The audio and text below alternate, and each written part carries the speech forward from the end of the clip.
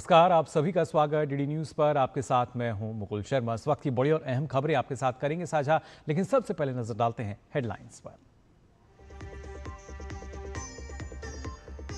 प्रधानमंत्री नरेंद्र मोदी आज दिल्ली में करेंगे 184 नए सांसद आवास का उद्घाटन। साथ ही परिसर में लगाएंगे सिंदूर का पौधा। पीएम श्रमजीवियों से संवाद के बाद करेंगे जनसभा को संबोधित।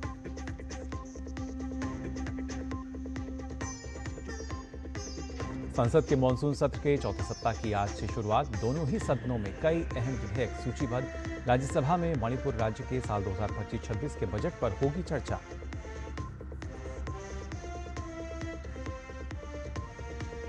कर्नाटक, हरियाणा और महाराष्ट्र के सीईओ के नोटिस के बाद निर्वाचन आयोग ने फिर दोहराया अपना फैसला। कहा, अब भी समय रहते घोषणा पत्र दे दें या देश से माफी मांगे राहुल गांधी।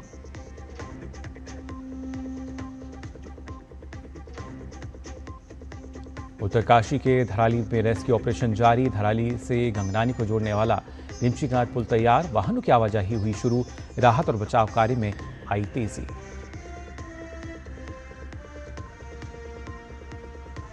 और अंडर 19 एशियन मुक्केबाजी चैंपियनशिप में भारत का शानदार प्रदर्शन। कुल 14 पदक की अपने नाम। 10 में से 9 महिला मुक्केबाज पदक जीतने में रही सफल।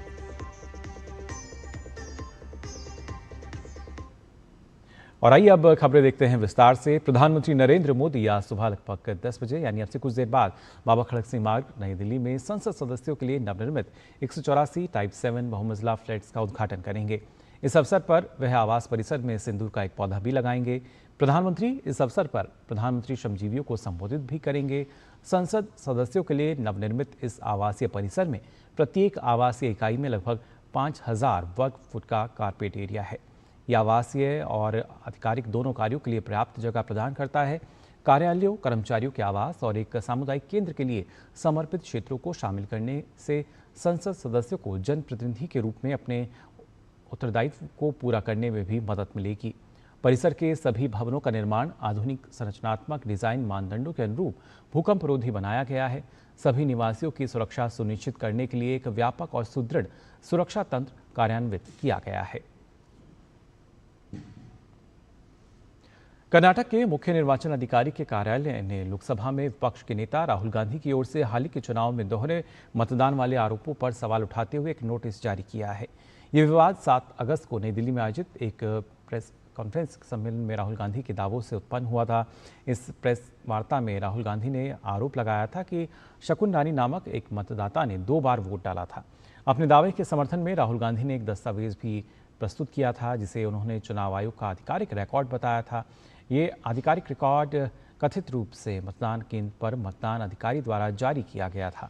हालांकि कर्नाटक के मुख्य निर्वाचन अधिकारी कार्यालय द्वारा की गई प्रारंभिक जांच ने इन आरोपों की सत्यता पर संदेह उत्पन्न कर दिया है। जांच से पता चला है कि राहुल गांधी द्वारा प्रदर्शित दस्तावेज, जिस पर दोहरे मतदान का संकेत देने के लिए सही का निशान लगा है, वह मतदान अधिकारी द्वारा जारी किया गया आधिकारिक रिकॉर्ड है ही नहीं। इस मुद्दे को और जटिल बनाते हुए खासतौर से शकुन रानी ने स्वयं 2 बार मतदान करने के आरोप से साफ इनकार किया है और जोर देकर कहा है कि उन्होंने चुनाव के दौरान केवल 1 बार ही मतदान किया था। इन आरोपों की गंभीरता और लोकतांत्रिक प्रक्रिया की अखंडता पर उनके संभावित प्रभावों को ध्यान में रखते हुए सीईओ कार्यालय ने राहुल को औपचारिक रूप से एक नोटिस जारी किया है, जिसमें उनसे अपने दावे के समर्थन में मूल दस्तावेज या कोई अन्य प्रासंगिक साक्ष्य प्रस्तुत करने का अनुरोध किया गया है। ये कदम कार्यालय को मामले की विस्तृत, निष्पक्ष और पारदर्शी जांच करने के लिए अत्यंत महत्वपूर्ण है।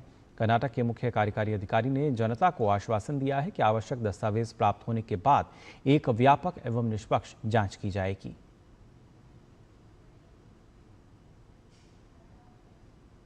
तो न सिर्फ कर्नाटक बल्कि इसके साथ हरियाणा और महाराष्ट्र के मुख्य चुनाव अधिकारियों ने भी राज्य की मतदान सूचियों के बारे में राहुल गांधी के आरोपों को लेकर कड़ा रुख अख्तियार किया है। मुख्य चुनाव अधिकारियों ने राहुल गांधी को पत्र लिखकर नियमानुसार अपनी बात रखने को कहा है। दोनों राज्यों के मुख्य चुनाव अधिकारियों ने कांग्रेस नेता राहुल गांधी को लिखा है कि अगर उनके पास कोई पुख्ता सबूत हैं तो वह शपथ पत्र देकर उसे चुनाव आयोग के साथ साझा करें। राहुल गांधी ने पिछले दिनों राजधानी में एक संवाददाता सम्मेलन में हरियाणा, कर्नाटक और महाराष्ट्र की मतदाता सूची को लेकर कुछ दावे किए थे और आरोप लगाए थे कि चुनाव आयोग सत्ता पक्ष से मिला हुआ है। महाराष्ट्र के मुख्य निर्वाचन अधिकारी ने 7 अगस्त को भी राहुल गांधी को पत्र भेजकर संबंधित मतदाताओं का पूरा विवरण उपलब्ध कराने को कहा गया था। मुख्य निर्वाचन अधिकारी ने रविवार को जारी रिमाइंडर लेटर के जरिए फिर से अनुरोध किया है कि हस्ताक्षरित घोषणा या शपथ पत्र 10 दिनों के भीतर भेजा जाए ताकि 1950 के प्रतिनिधित्व अधिनियम और 1960 के रजिस्ट्रेशन ऑफ इलेक्टर्स रूल्स के प्रावधानों के तहत आवश्यक कार्रवाई शुरू की जा सके। निर्वाचन कार्यालय ने स्पष्ट किया है कि आरोपों की जांच और सत्यापन के लिए प्रक्रिया आवश्यक है और चुनावी पारदर्शिता बनाए रखने हेतु इसे गंभीरता से लिया जा रहा है। राहुल गांधी ने मतदाता सूचियों में तथाकथित फर्जी मतदाताओं को जोड़ने का आरोप लगाते हुए आयोग की निष्पक्षता पर सवाल खड़ा किया था। वहीं बिहार में वोटर लिस्ट गहन पुनरीक्षण और कथित वोट चोरी को लेकर इंडी ब्लॉक आज प्रदर्शन करेगा। गठबंधन दलों के सांसद नेता प्रतिपक्ष राहुल गांधी के नेतृत्व में आज संसद भवन से चुनाव आयोग के ऑफिस तक पैदल मार्च करेंगे। इसे लेकर बीजेपी समेत पूरे एनडीए हमलावर हैं। एनडीए का कहना है कि राहुल गांधी को संवैधानिक संस्था पर भरोसा नहीं है और ये अनुचित है। वहीं इस मार्च के चलते इस इलाके में सुरक्षा बढ़ा दी गई है और बैरिकेड्स लगा दिए गए हैं। इंडी गठबंधन के इस मार्च पर भाजपा नेता दिलीप घोष ने कहा है कि राहुल गांधी समेत विपक्षी नेताओं के पास कोई काम नहीं है। जहां चुनाव है वहां कोई मुद्दा नहीं है। चुनाव आयोग के खिलाफ उनकी सभी शिकायतें निराधार साबित हो रही हैं। जो विपक्ष के नेता राहुल गांधी जैसे लोग, इनके पास तो कोई काम है नहीं। तो जहां चुनाव है वहां कोई इशू नहीं है। जिस विषय को लेकर इतना चर्चा हो रहा है, SCR होकर SIR, चुनाव कमीशन के खिलाफ ये लोग मोर्चा खुले बैठे हैं, लेकिन जो कंप्लेन वो कर रहे हैं वो निराधार साबित हो रही है। तेजस्वी यादव बोले हमारे नाम नहीं, 2 जगह नाम है। अब तो उनके खिलाफ केस होना चाहिए। ये जो झूठ फैलाने का और हर संस्था को बदनाम करने का जो प्रयास है, ये बंद होना चाहिए। शिवसेना नेता शहनाज एनसी ने इंडी ब्लॉक सांसदों द्वारा संसद से चुनाव आयोग कार्यालय तक मार्च निकालने पर कहा, इंडी ब्लॉक जो आंदोलन करना चाहता है वह कर सकता है। वे आंदोलन क्यों कर रहे हैं ये उन्हें भी नहीं पता। वे बार बार कहते हैं कि वोटर लिस्ट में धांधली हुई है, लेकिन चुनाव आयोग ने पारदर्शिता के लिए 7 जवाब दिए हैं। ये सिर्फ बेबुनियादी आरोप हैं। Talk about manipulation of vote theft. Where has there been vote theft? If there have been transparent practices in the public domain with digital access to the voter rolls, do you wake up 8 months after an election? After an election where people have given you proof that the testimony is that of the electorate with the transparency of the electoral practices, and you have chosen to play conspiracy theory. और बात संसद के monsoon सत्र की। आज से संसद के मॉनसून सत्र के चौथे सप्ताह की शुरुआत हो रही है। दोनों ही सदनों की कार्यसूची में कई अहम विधेयक सूचीबद्ध हैं। लोकसभा की अगर बात करें तो आज 3 विधेयक विचार और पारित किए जाने के लिए यहाँ पेश होंगे। इन 3 विधेयकों में से 2 विधेयक खेलों से संबंधित हैं। ये विधेयक हैं राष्ट्रीय खेल शासन विधेयक 2025 और राष्ट्रीय डोपिंग विरोधी संशोधन विधेयक 2025। राष्ट्रीय खेल शासन विधेयक 2025 का उद्देश्य राष्ट्रीय खेल निकायों को मान्यता प्रदान करना और उनके कामकाज को रेगुलेट करना है। इस विधेयक के माध्यम से राष्ट्रीय ओलंपिक समिति, राष्ट्रीय पैरालंपिक समिति और विधेयक में उल्लेखित प्रत्येक खेल के लिए राष्ट्रीय एवं क्षेत्रीय खेल महासंघ की स्थापना किए जाने का प्रावधान है। इसके साथ ही लोकसभा में राष्ट्रीय एंटी डोपिंग संशोधन विधेयक 2025 पर भी चर्चा सूचीबद्ध है। ये बिल राष्ट्रीय एंटी डोपिंग एक्ट 2022 में संशोधन का प्रयास करता है। ये एक्ट खेलों में डोपिंग के विरुद्ध यूनेस्को कन्वेंशन को प्रभावी बनाता है और खेलों में डोपिंग को प्रतिबंधित करता है। इसके साथ ही लोकसभा में भारतीय पत्तन विधेयक 2025 को विचार और पारित किए जाने के लिए पेश किया जाएगा। ये विधेयक भारतीय पत्तन एक्ट 1908 का स्थान लेने का प्रयास करता है। इसमें बंदरगाहों के कामकाज और प्रबंधन को रेगुलेट करने, शुल्क और प्रभार लगाने और पर्यावरणीय सुरक्षा उपाय करने से संबंधित प्रावधान हैं।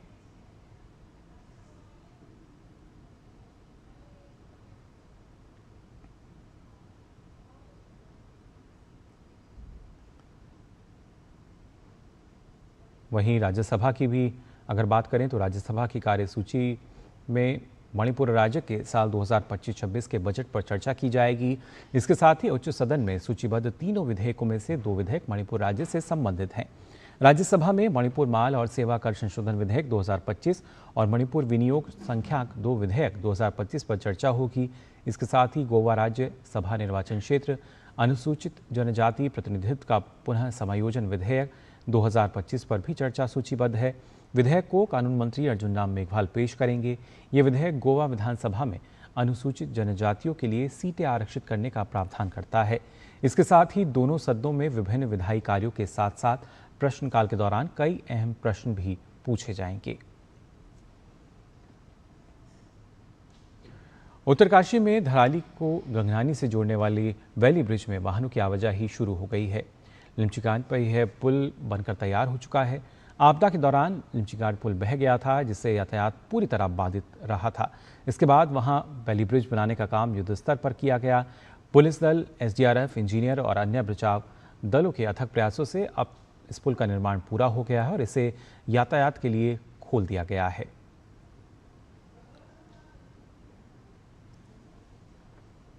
वहीं आपदा प्रभावित क्षेत्र में बिजली आपूर्ति बहाल करने के लिए Uttarakhand power corporation limited UPCL के कर्मचारी कठिन परिस्थितियों में काम करते नजर आए।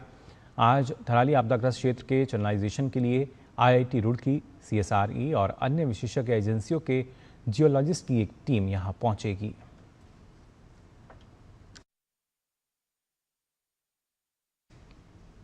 मुख्यमंत्री धामी ने रविवार को राज्य आपदा control room, IT park, Sahastradhara road और देहरादून में आपदाग्रस्त क्षेत्रों में चल रहे रेस्क्यू ऑपरेशन की समीक्षा की।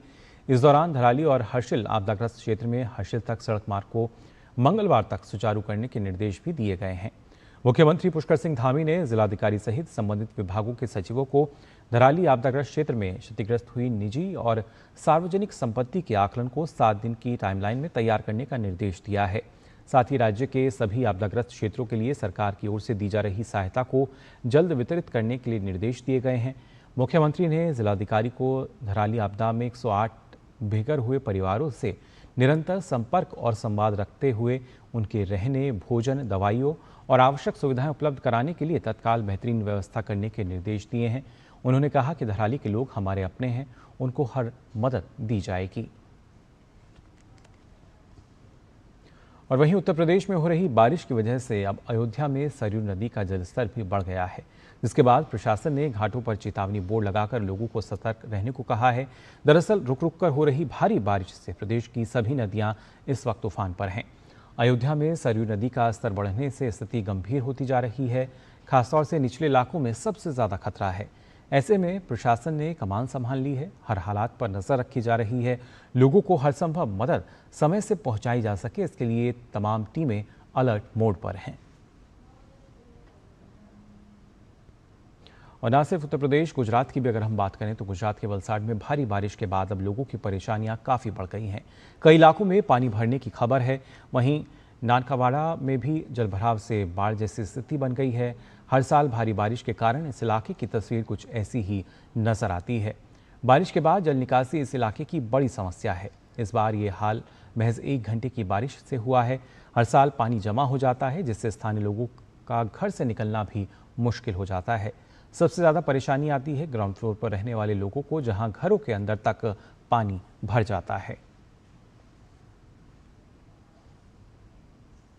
और फिलहाल बुलेटिन में हम यहाँ रुक रहे हैं, छोटे से ब्रेक के लिए जल्द लौटते हैं। श्रावण भादो मास में निकलने वाली श्री महाकालेश्वर की सवारी में इस वर्ष हैं अनेक रंग। भक्ति है, श्रद्धा है और है लोक संस्कृति का अनूठा संगम। 14 जुलाई को प्रथम सोमवार हुआ बटुक वैदिक उद्घोष। 21 जुलाई को दूसरी सवारी में दिखी जनजाति व लोक संस्कृति की झलक और मुख्यमंत्री डॉक्टर मोहन यादव ने लिया प्रदेश की खुशहाली के लिए बाबा महाकाल का आशीर्वाद। तीसरे सोमवार 28 जुलाई को प्रमुख बैंडों ने अपनी खास प्रस्तुति से सभी भक्तों का मोह लिया मन। इसी प्रकार 4 अगस्त को चौथी सवारी में प्रदेश के ऐतिहासिक स्थलों की झांकी निकाली जाएगी। 11 अगस्त को 5वीं सवारी में प्रदेश के धार्मिक पर्यटन स्थलों व मंदिरों की भव्यता दिखाई देगी। 18 अगस्त को राजसी सवारी में अवंतिका नाथ का यशोगान होगा। आइए इस आध्यात्मिक अद्भुत अलौकिक यात्रा के साक्षी बने। आज तो पार्टी चाहिए। चैंपियन के साथ सेल्फी लेंगे। आइडिया, यही करते हैं पार्टी। Pizza party. ये चल अपना कार्ड और पिन दे। मेरे कार्ड की डिटेल्स मैं खुद ही डालूंगी। आरबीआई कहता है अपना पिन, ओटीपी, सीवीवी या इंटरनेट बैंकिंग पासवर्ड किसी के साथ शेयर ना करें। ऑनलाइन बैंकिंग सिर्फ अपने कंप्यूटर, मोबाइल और सिक्योर नेटवर्क से करें। बाय गर्ल्स, कहाँ जा रही है? सुना नहीं, नो शेयरिंग। आरबीआई कहता है जानकार बनिए, सतर्क रहिए। जब धरती चीर कर निकलता है लोहे का पत्थर और मिलता है मोंगिया के जोश से, फिर तपता है, पिघलता है और बनता है फौलाद। अब होता है सरिया सारी खूबियों के साथ। मोंगिया स्टील, मजबूत देश का मजबूत सरिया। ब्रेक के बाद आप सभी का एक बार फिर स्वागत डीडी न्यूज़ पर। आइए खबरों में आगे बढ़ते हैं। आज प्रधानमंत्री फसल बीमा योजना के तहत 30 लाख किसानों के खातों में 3200 करोड़ रुपए की राशि डाली जाएगी।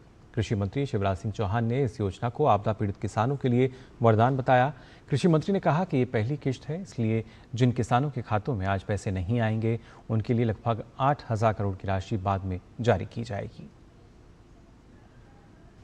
लगभग 30 लाख किसानों के खाते में 3200 करोड़ रुपए की राशि प्रधानमंत्री फसल बीमा योजना के अंतर्गत डाली जानी है। और जनवरी से जून तक जो किसानों को नुकसान हुआ उसकी क्लेम बनी है 11,000 करोड़ रुपया। लगभग 8,000 करोड़ रुपया बाद में किसानों के खातों में डाली जाएगी। इसलिए जिन किसानों के खाते में आज राशि नहीं आ रही वो ये ना सोचें कि हमारा क्या होगा, आपके खाते में भी पैसा आएगा। आरएसएस प्रमुख मोहन भागवत ने देश में चिकित्सा और शिक्षा के व्यवसायीकरण पर चिंता जताई है। इंदौर में एक कैंसर अस्पताल के शुभारंभ के मौके पर उन्होंने कहा कि लोगों को दोनों क्षेत्रों में सहज सुलभ सेवा मिलनी चाहिए। व्यापारीकरण के कारण केंद्रीकरण भी होता है। कारपोरेट का जमाना है तो शिक्षा का हब बन जाता है। पहले एक एक प्रांत में 70-70 हजार शिक्षा के केंद्र रहते थे। वहां सब प्रकार के लोग अपने बच्चों को भेजते थे और उनको शिक्षा मिलती थी। अब शिक्षा के लिए जाना पड़ता है, छात्रों को दूर दूर जाना पड़ता है क्योंकि केंद्रित हो गया। स्वास्थ्य का भी ऐसे ही है। अच्छी चिकित्सा पानी है तो कहां जाना, शहरों में जाना। और इसलिए सहज और सुलभ चिकित्सा और कम खर्चे वाली चिकित्सा चाहिए। भारतीय वायुसेना ने वर्तमान के शौर्य और वैभवशाली इतिहास को बताने के लिए करीब 6 मिनट का एक वीडियो जारी किया है। Indian air force touch the sky with glory शीर्षक वीडियो में बताया गया है कि देश की जमीन हो या समुद्र की सीमा, हर खतरे के सामने फोर्स त्वरित, निर्भय और सटीकता के साथ डटकर खड़ी है। वायुसैनिक योद्धा हर पल देश की निगरानी करते हैं और खतरों पर तत्काल रिस्पांस देकर हमें सुरक्षित रखते हैं। इतना ही नहीं, 1971 में ढाका में गवर्नर हाउस पर अटैक हो, कारगिल या बालाकोट एयर स्ट्राइक और ऑपरेशन सिंदूर कैसे पाकिस्तान सेना को हर मोर्चे पर हमने शिकस्त दी। साथ ही आपदा की घड़ी में भारतीय वायुसेना कैसे देश की सेवा में और लोगों को मदद पहुंचाने में मुस्तैद रहती है, इस वीडियो में बताया गया है।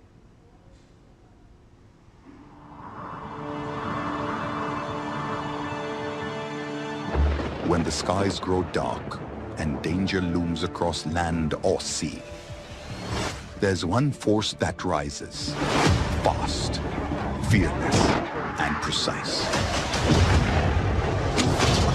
The Indian Air Force, safeguarding the nation's skies, shielding our land, watching over the seas. In today's era of multi-domain threats, air superiority is non-negotiable.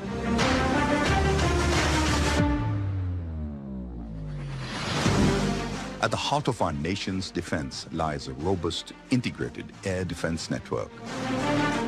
Layered, adaptive, lethal. From cutting-edge radars that peer deep into hostile skies, to missiles that strike with unmatched precision, to combat aircraft that dominate the aerial battle space.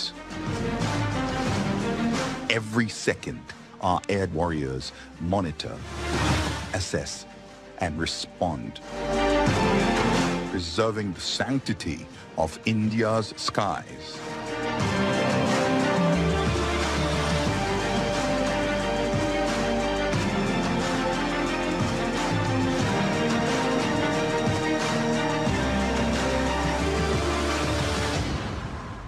In 1971, it was the Indian Air Force that struck with surgical precision. The governor's house in Dhaka neutralized. A message written in the sky: India will not hesitate. In the heights of Kargil, when the enemy took the high ground, it was the Indian Air Force that turned the tide, pounding peaks at impossible altitudes. तो वायुसेना के शौर्य को दिखाता ये video. अब आइए आगे बढ़ते हैं। प्रधानमंत्री नरेंद्र मोदी के आह्वान पर पूरे देश में हर घर तिरंगा अभियान चलाया जा रहा है। इसके लिए जगह जगह तिरंगा यात्रा निकाली जा रही है। इसी क्रम में ओडिशा के प्रसिद्ध रेत कलाकार सुदर्शन पटनायक ने पुरी के समुद्र तट पर 5 से 6 टन रेत से 20 फीट लंबी रेत की कलाकृति बनाई है। इसके जरिए वे लोगों में देशभक्ति, राष्ट्रीय एकता और अखंडता को बढ़ाने का संदेश दे रहे हैं। हर घर तिरंगा अभियान से जुड़ी रेत कलाकृति पर देखिए एक खास रिपोर्ट।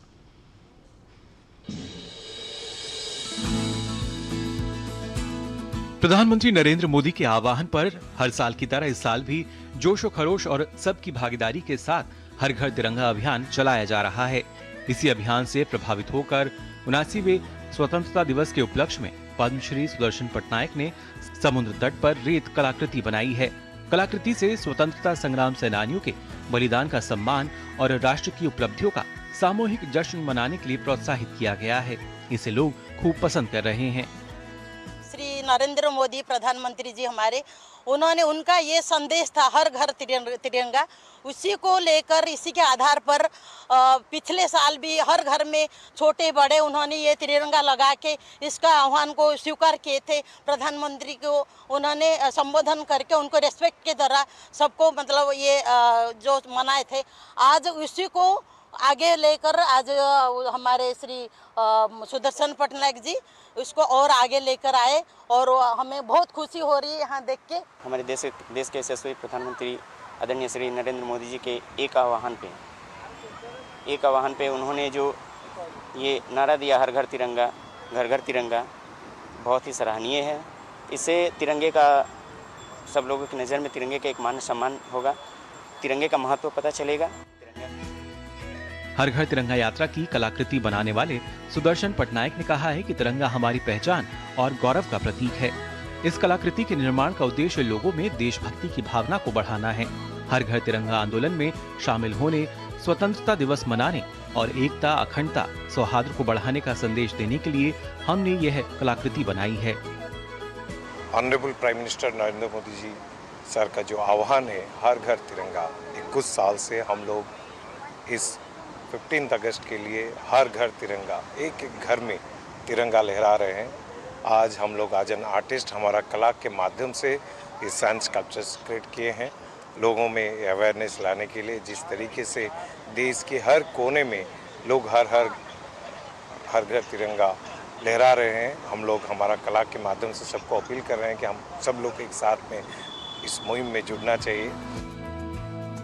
साफ है कि हर घर तिरंगा देशभक्ति की उस गहरी भावना का प्रतीक है जो भारत के लोगों को एकजुट करती है।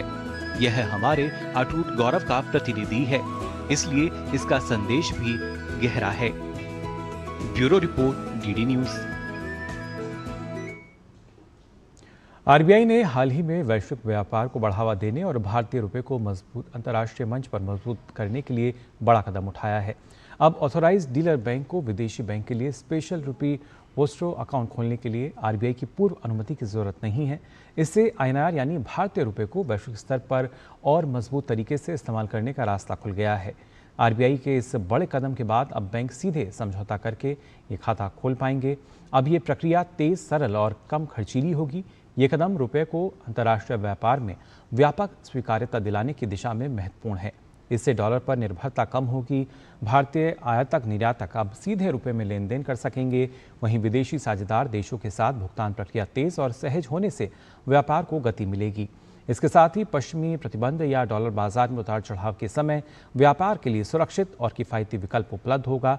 आपको बता दें कि आरबीआई ने जुलाई 2022 में स्पेशल रुपी वोस्ट्रो अकाउंट व्यवस्था शुरू की थी ताकि देशों के बीच रुपए में निर्यात आयात का निपटान संभव हो सके। इसका सबसे ज़्यादा इस्तेमाल रूस, श्रीलंका और मॉरिशस जैसे देशों के साथ व्यापार में देखा गया है। अब आरबीआई के ताज़ा फैसले से स्पष्ट संकेत मिल रहा है कि भारत अब रुपए को वैश्विक व्यापार की मुख्य धारा में लाने की दिशा में और आक्रामक नीति अपना रहा है। और बात खेल जगत से अगर की जाए तो अंडर 19 एशियन मुक्केबाजी चैंपियनशिप में भारत का शानदार प्रदर्शन देखने को मिला। भारतीय दल ने कुल 14 पदक अपने नाम किए, जिसमें 3 स्वर्ण, 7 रजत और 4 कांस्य पदक शामिल रहे। खास बात ये रही कि प्रतियोगिता में हिस्सा लेने वाली कुल 10 में से 9 महिला मुक्केबाजों ने पदक जीतने में कामयाबी पाई। तो फिलहाल के लिए इस बुलेटिन में बस इतना ही, लेकिन देश और दुनिया की तमाम खबरों के लिए आप देखते रहिए डीडी न्यूज़। मुझे दीजिए अनुमति। नमस्कार।